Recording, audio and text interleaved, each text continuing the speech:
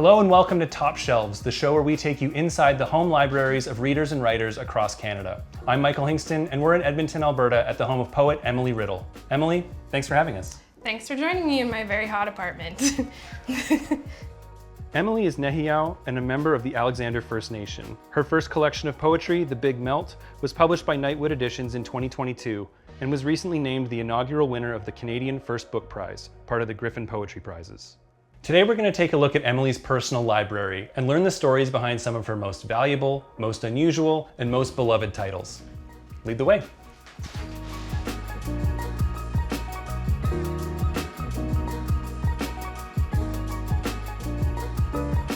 So my first question was going to be, how do you organize your books? But taking a look at this, I think I have a guess. Yeah, it's very clear. It's rainbow, which is, I think, mostly an aesthetic choice. But also rainbows are really culturally significant to us. So I have a section in my book that's called The Big Prayer, which is a rainbow. And so also my Cree name is Okimâw Pipikwan Iskwêw, which references our chief thunderbird, and he's rainbow too. So rainbows are significant to me in a few different ways. I feel like I would get a lot of grief from the librarians I work with about the way it's organized. But I'm not a huge fan of the Dewey Decimal System anyways. So you mentioned your coworkers are librarians, and you work for the Edmonton Public Library as a senior advisor in Indigenous Relations. So I'm wondering, given that you work in a library, how do you decide which books you're going to buy versus which ones you're just going to check out? Yeah, that's a good question. I mean, I'm pretty limited in my small apartment in terms of where the books can go, but I generally prioritize books that I'm gonna reference for writing or come back to, or artists or writers that I want to support. And I'm honestly like a nonfiction girly, so I definitely is leaning towards nonfiction that I'll reference later. If it's a novel, I generally will only read them once, and so that's what I'll take out from the library. So it's definitely heavily skewed poetry, nonfiction, and political theory, I would say. So what's an example of a title in your library that's meaningful to you? Yeah, lots of things here. What comes to mind that I've probably read the most is Disinherited Generations. So it's a book by U of A Press, and it's a bunch of women who were doing treaty organizing in the 50s and 60s. One of them is actually the grandmother of my good friend, trying to get women's treaty rights recognized. So that kind of organizing, which is counter to like the Indian Association of Alberta, or that history where it was like really masculinist First Nations kind of governance and advocacy to the federal government. And we know particularly Cree people were matrilineal or matriarchal. So all that sort of masculinist governance that we see with the Indian Act and First Nations is really counter to our own traditions. So this book is really just like hanging out with a bunch of kookums around a table. And it's definitely something that I referenced a lot when I was writing my poetry book. Amazing. Okay, should we go to the next one? What else comes to mind for you?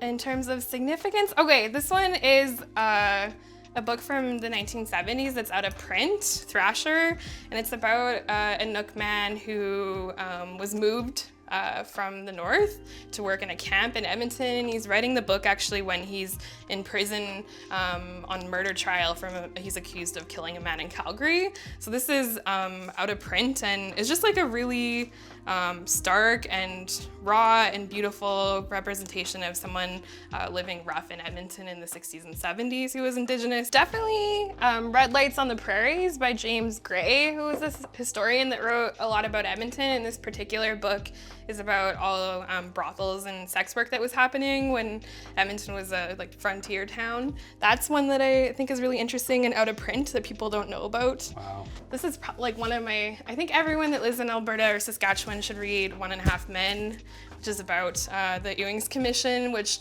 kind of started the Métis settlements in Alberta, which are the only land-based Métis in Canada. And what is it about that story that you think is particularly relevant or essential that people today should know about?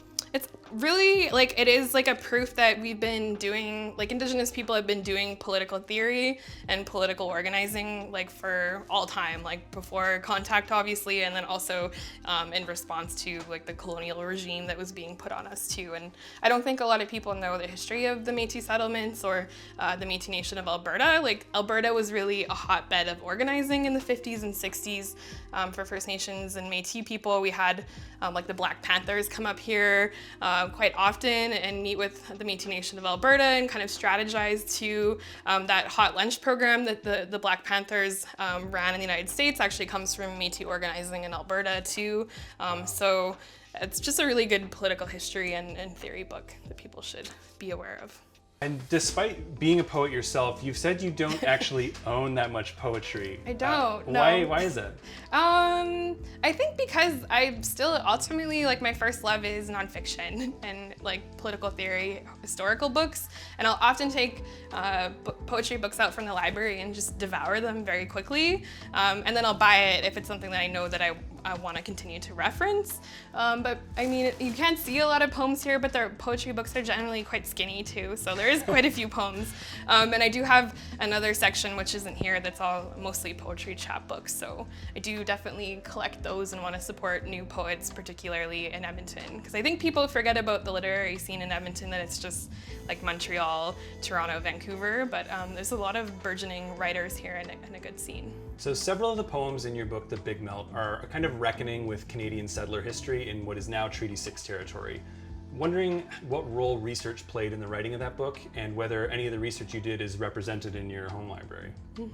Yeah, my book is a response to feeling like super miserable in academic research, but political theory and archival research and historical research definitely ekes into it. I think people have this attitude that it's like a very personal collection, but it's also a fairly researched collection. So some of the books that I definitely used in writing it, like Fort de Prairie, like Brock Silverside, like history of Fort Edmonton. He writes a lot about that particular garden, which I referenced in my poem. There was a garden at the Fort Edmonton, all iterations really to trying to grow vegetables.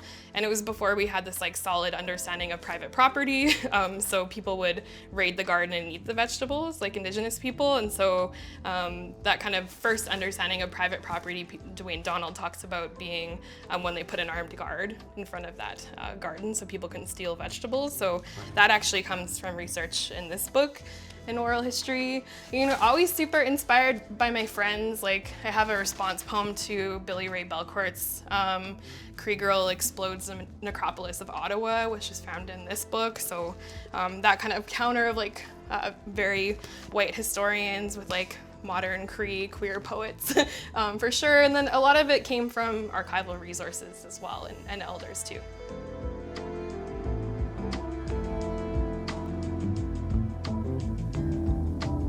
Thanks again to Emily Riddle for having us over. You can pick up a copy of The Big Melt at a bookstore near you. Thanks for watching. We'll see you again next time.